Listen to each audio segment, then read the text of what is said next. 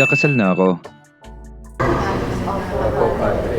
Tuloy-tuloy pa rin ang paghahanda namin sa wedding namin at isa sa importante, makumpleto ang mga required seminars. Ang pinagsama ng Diyos ay hindi dapat paghiwalayin ng tao. At syempre, food eating. Food tasting pala. Tara.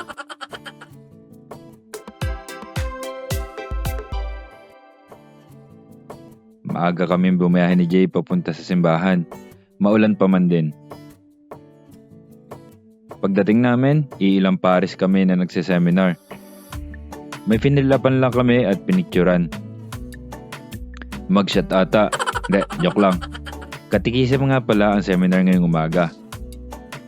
At sa lunch break, nag-food trip na lang kami sa Buddies.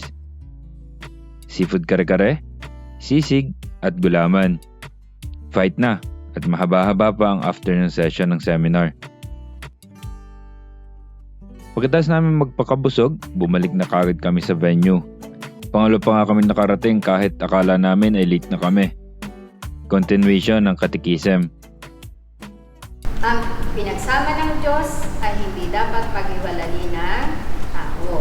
Maya-maya, nagpa-practice pala ng mismong kasal sa ganire ano. Sumasang-ayon ka ba na maging asawa si Maria na narito ngayon ang isuyo sa batas at mag-alipintuin ng ating banal na simbahan? Nga ngayon ko lang nalaman na may ganire.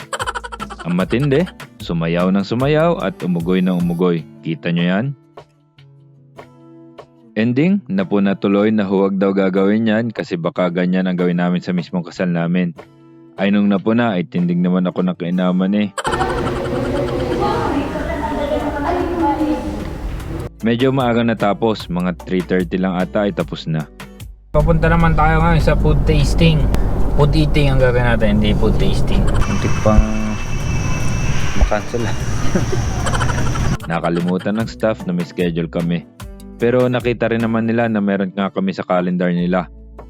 Agad naman nilang pinrepare ang table. Maya-maya, ayun na. Mapapalaban talaga kami ni Jay. Carbonara, ito po ay baked shrimp, beef broccoli po, tapos tanghon canton, chicken cordon bleu, sweet and sour pork. Aba, ay tikman na lahat yan. Carbonara? Masarap pero hindi kasi ako mahilig sa white sauce na pasta. Canton? Pwede. Chicken cordon bleu?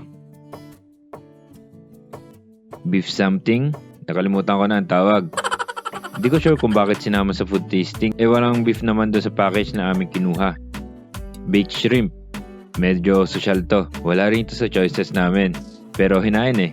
Sinong tatanggi sa napakasarap na pagkain na ito? So far, mas sarap ha? Sa mga walang idea nga pala, kasi nung una hindi ko rin ito alam, ang food tasting ay sinasabay ng mga ganitong event center tuwing may event sila. Hindi ko sure kung bumabawa sila or dinadagdagan nila ng konti ang luto para may pampa-food tasting sila.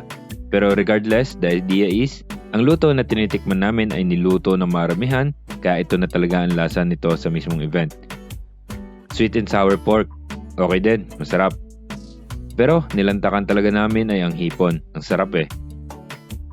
And pagkatapos, pinapili na kami ni ma'am ng mga food at nag-review kami ng inclusions ng package para malinaw naman ang lahat.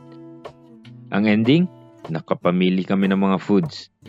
Masarap lahat ng pagkain. Sana hanggang wedding day, smooth lang at walang magiging problem. Umuwi kami ng busog na busog. Yun lang, peace.